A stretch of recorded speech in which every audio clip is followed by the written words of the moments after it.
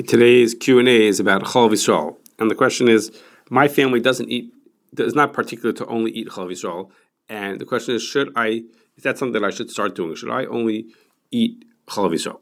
So the Mishnah says that Chazal said a person should only eat milk if there was a Jewish person present during the milking from the cow or from the kosher animal. And that's all agreed to that. No question that that's what the din is, that only a Jewish person has to be there watching the milking. But when we probe a little deeper into the reason for this Isser, it turns out that there's two justifications for possibly being lenient under certain circumstances. And the first is that the reason for this prohibition is Chazal wanted to make sure that there would not be milk from non-kosher animals mixed into it. That's the reason. We want to make sure it's only milk from kosher animal, not from a non-kosher animal. So the Pri Chodesh says that whole Isser then only applies in situations where there's some kind of an incentive for the non-Jewish person to put in this other milk, and it's realistic that he could actually mix in milk from a non-kosher animal. But if non-kosher milk costs more than cow's milk, or there are no non-kosher animals on the whole farm altogether that can make milk, then Chazal would have never insisted that a Jew watch the milking. So the Chazon Ish accepts this, and therefore he says in certain countries you could drink the milk even if it's not technically Chalav Yisroel. And the United States is a good example of that because there's no simple way for a farmer to get quantities of non-kosher milk. And for that matter, the milking machines that they use to milk the cows, they don't even make them for animals other than cows. So, and if he got such milk, it would be way more expensive than the cow's milk. So there's no realistic concern that he would actually mix in other milk and try to sell it off as if it was cow's milk. Now, Rav Moshe Feinstein gave a separate reason to be lenient. And he said that even the Chasam Sofer who disagrees with the Pri Chodesh, even he would agree that you could be lenient in the United States. And why is that? He says when Chazal said that a Jewish person has to watch the milking, that is a technical level of proof. We need such a good proof of a person watching is a very high level of proof that we know that this is cow's milk.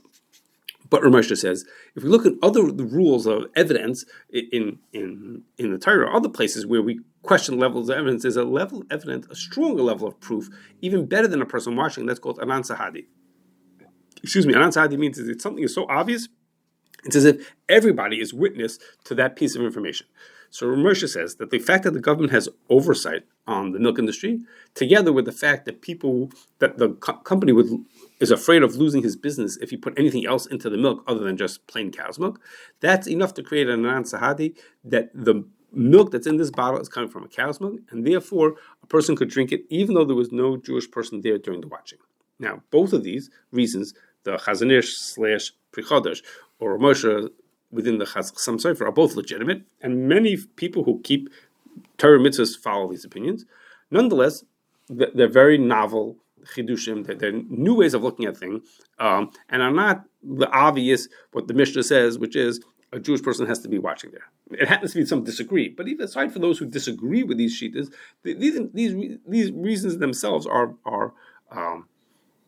sort of chidushim, and therefore, for example, Rav Moshe himself says many times that a person it's preferable to get the traditional Chalav Yisroel, where a Yid is watching the milking, rather than relying on what he said. So the most basic reason why a person should choose to eat Chalav Yisroel, even if they don't have a family custom to do that, is because even those who allowed it said that it's preferable because the traditional way of doing Chalav Yisroel is to get kosher milk is to have a Jewish person watching it, as it says in the Mishnah and brought in Shulchan Aruch.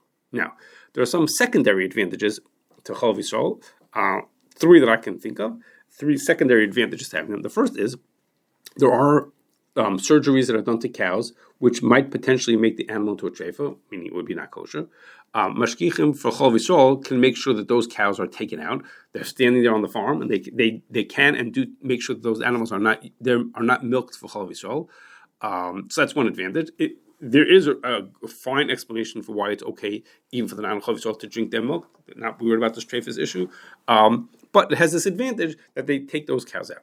Second is, there is a little bit of ambiguity about which countries these leniencies apply to. I keep mentioning that in the United States it's okay, but a lot of other countries that are not so clear, would they be included in these kulas or not included? Can you eat not Chalav Yisroel, can you eat what we call Chalav Stam or not?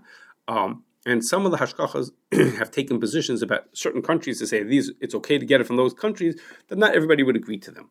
So if you buy Chalav Yisroel, you know that you're getting something with the seed watching it. You don't have to think about, maybe it came from a country that someone was samach on a shita that others don't agree with. And the last reason is, the people who make Chalav Yisroel, as a rule, tend to be more careful and more strict about certain other halachic issues, aside from this technicality of Chalav Yisroel. Like, for example, what temperature do they kasher at when they have to kasher equipment?